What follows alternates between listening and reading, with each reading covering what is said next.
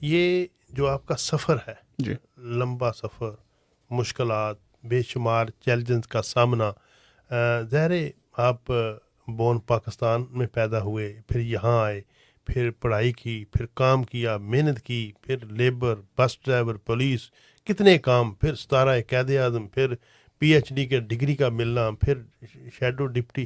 تو ینگ لوگوں کے لیے کیا پیغام ہونا چاہیے؟ ان کو کیا کرنا چاہیے؟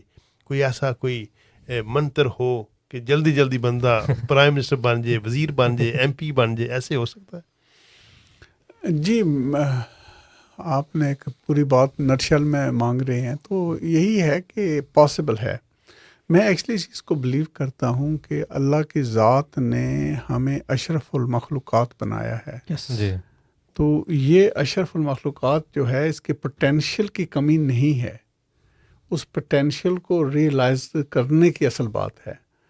تو یہ ہے چیز. تو ہر ایک کے اندر یہ سب کچھ ہے، اس کو ریئلائز کرنے کی اصل چیلنج ہے.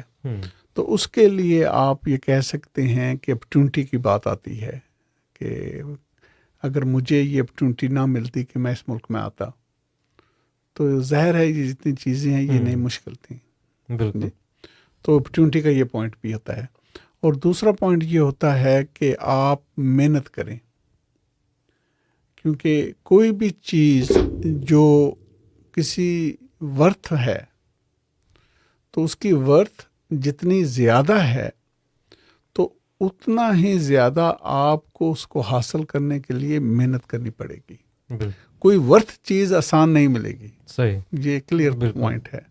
تو اس کے لیے وہ چیز ہے کہ ہمیں الٹیمیٹلی محنت کرنے کی ضرورت ہوتی ہے. اور اس کے ساتھ میں کہوں گا کہ الٹیمیٹلی کنسسٹنسی بھی بہت ضروری ہے.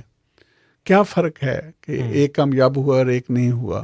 پوٹینشیل ہے، سب کچھ ہے. تو اس میں جو چیز آپ کو پھر ملے گی محنت کے، کہ کس نے محنت کو پھر آگے کس آگے بڑھایا ہے، وہ چھوڑا نہیں ہے. تو یہ کنسسٹنسی بھی بہت ضروری چیز ہوتی ہے کہ آپ اپنی منزل کو حاصل کرنے کے لیے اس میں کنسسٹنٹ رہیں، فوکسڈ رہیں اس پہ، اور سفر چلتے رہیں. تو سفر کتنا ہی دور کیوں نہ ہو، جب آپ نے ایک قدم اٹھا لیا تو قریب ہو گیا. قدم اٹھاتے جائیں تو آپ انشاءاللہ ضرور پہنچیں گے.